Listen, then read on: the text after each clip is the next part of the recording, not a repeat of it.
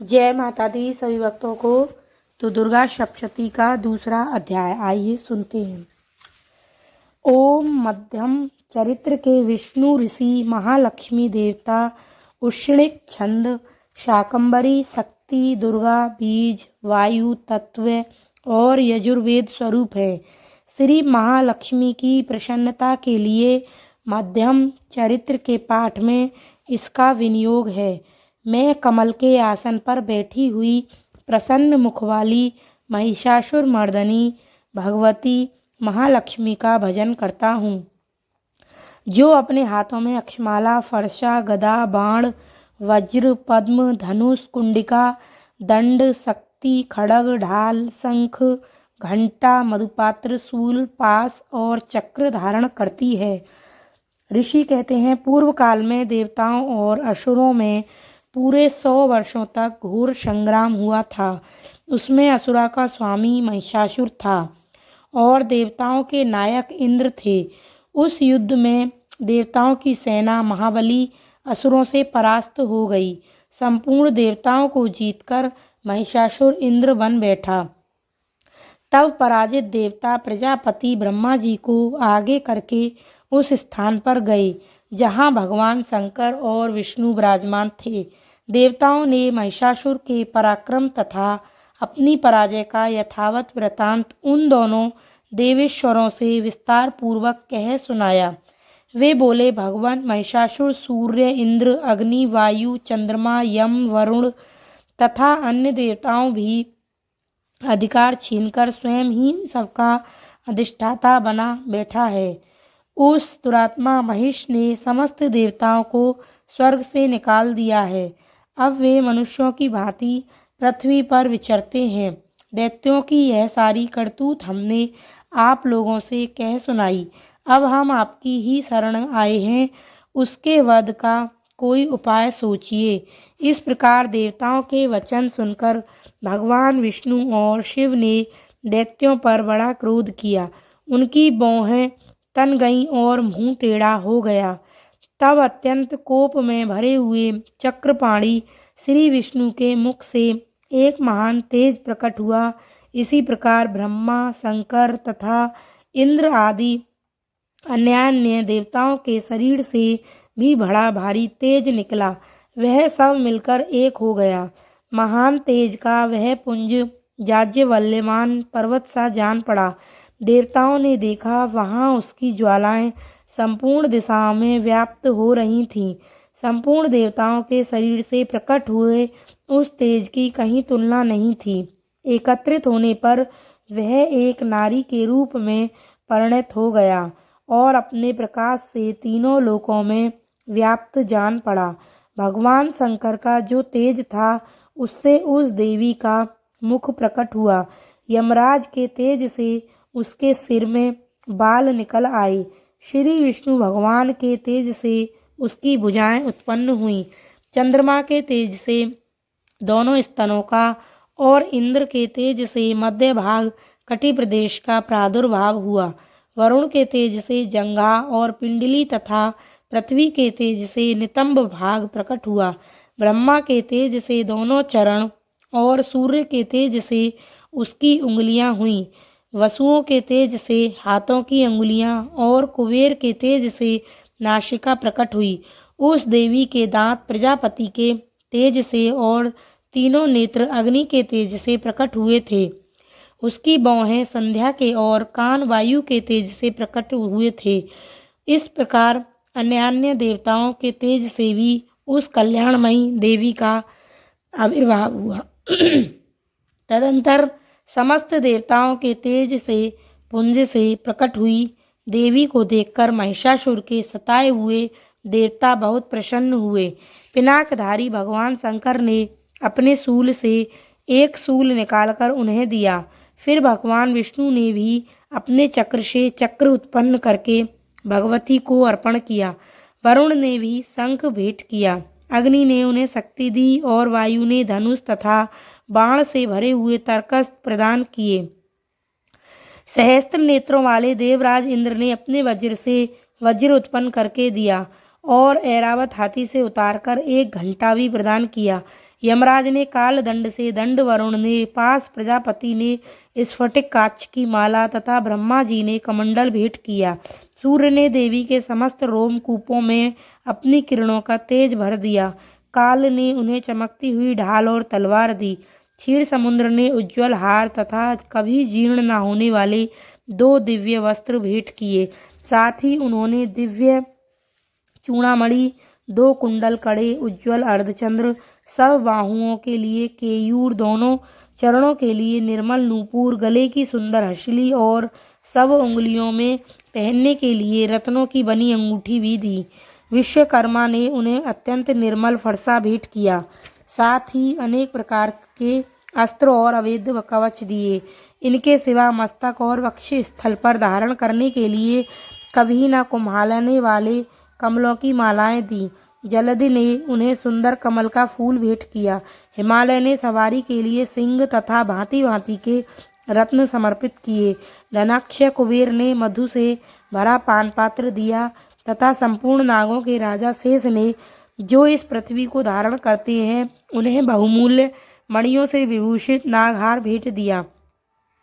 इसी प्रकार अन्य देवताओं ने भी आभूषण और अस्त्र शस्त्र देकर देवी का सम्मान किया। तत्पश्चात उन्होंने बारंबार अट्ठास पूर्वक उच्च स्वर से गर्जना की। उनके भयंकर नाद से संपूर्ण आकाश गूंज उठा है। देवी का वह अत्यंत उच्च स्वर से किया हुआ सिंहनाद कहीं समा न सका। आकाश उसके सामने लघु प्रतीत होने लगा। उससे बड़े जोर की प्रतिध्वनि हुई, जिससे संपूर्ण विश्व में हलचल मच गई और समुद्र कांप उठे, पृथ्वी डोलने लगी और समस्त पर्वत हिलने लगे। उस समय देवताओं ने अत्यंत प्रसन्नता के साथ सिंह वाहिनी भवानी से कहा, देवी तुम्हारी जय हो। साथ ही महर्षियों ने भक्ति भाव से विनम्र होकर उनका स्तवन किया।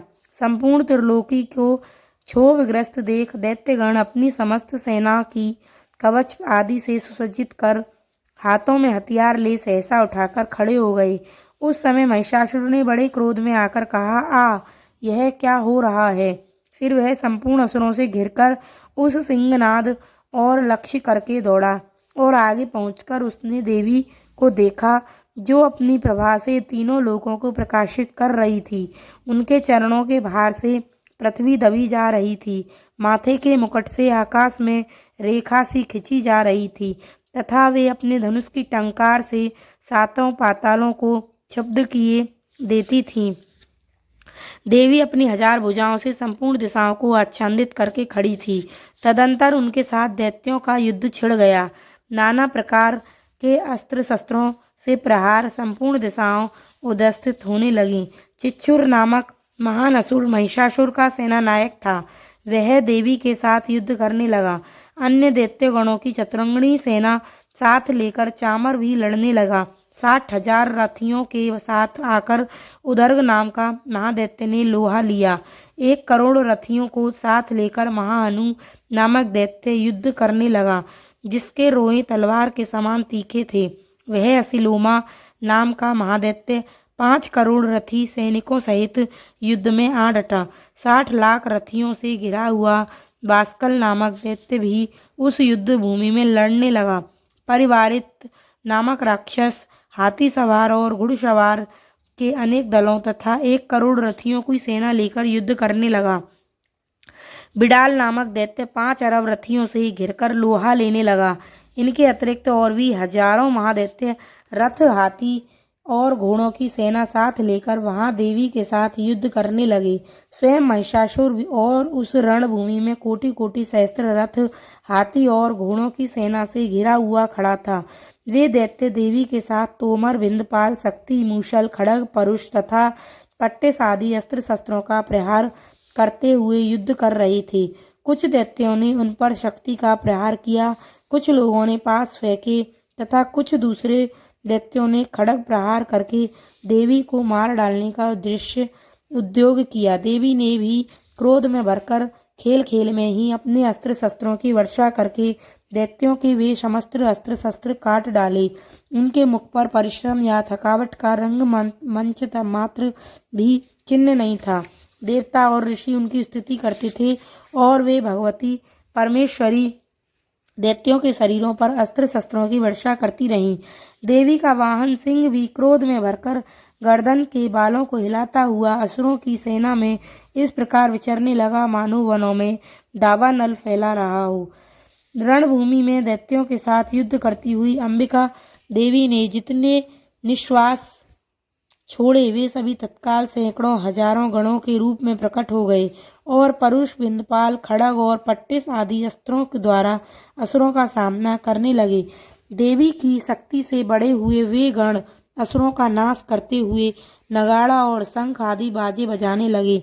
उस संग्राम महोत्सव में कितने ही गण मृदंग बजा रहे थे। तदंतर देवी ने त्रिशूल से, गदा से शक्ति की वर्षा और खड़ग आदि से सैकड़ों महादैत्यों का संहार कर डाला। कितनों को घंटे के भयंकर नाद से मूर्छित करके मार गिराया। बहुतेरे दैत्यों को पास से बांधकर धरती पर घसीटा। कितने ही दैत्य उनकी तीखी तलवार की मार से दो दो टुकड़े हो गए। कितने ही गदा की चोट से घायल हो धरती पर सो गए। कितने ही मूसल की मार से अत्यंत आहत होकर रक्त बमन करने लगे। कुछ दैत्य शूल से छाती फट जाने के कारण पृथ्वी पर ढेर हो गए। उस रणांगण में बाण समूहों की वृष्टि से कितने ही असुरों की कमर टूट गई। बाज की तरह झपटने वाले देवी पीड़क दैत्यगण अपने प्राणों से हाथ धोने लगे। किन्हीं की बाहें छिन्न भिन्न हो गईं, कितनों की गर्दन कट गई। कितने ही दैत्यों के मस्तक कट कट कर गिरने लगे। कुछ लोगों के शरीर मध्य भाग में ही विदीर्ण हो गए।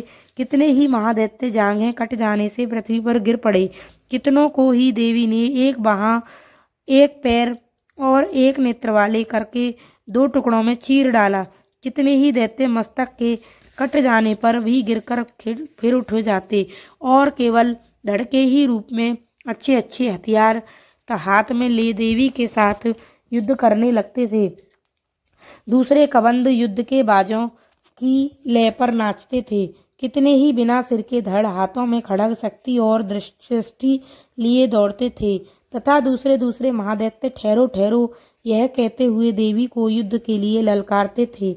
जहाँ वह घोर संग्राम हुआ था वहाँ की धरती देवी के गिराए हुए रथ, हाथी, घोड़े और असुरों की लाशों से ऐसी पट गई थी कि वहाँ चलना फिरना असंभव हो गया था। दैत्यों की सेना में हाथी, घोड़ों और असुरों के शरीरों से इतनी अधिक मात्रा में रक्तपात हुआ था कि थोड़ी ही देर में वहाँ खून की बड़ी बड़ी नदियाँ बहने लगी। जगदम्बा ने असुरों की विशाल सेना को क्षण भर में नष्ट कर दिया। ठीक उसी तरह जैसे तृण और काठ के भारी ढेर को आग कुछ ही क्षण भर में भस्म कर देती है और वह सिंह भी गर्दन के बालों को हिला हिलाकर जोर जोर से गर्जना करता हुआ दैत्यों के शरीर से मानो उनके प्राण चुने जल लेता है। वहां देवी के गणों ने भी उन महादैत्यों के साथ ऐसा युद्ध किया जिससे आकाश में खड़े हुए देवतागण उन पर बहुत संतुष्ट हुए और फूल बरसाने लगे।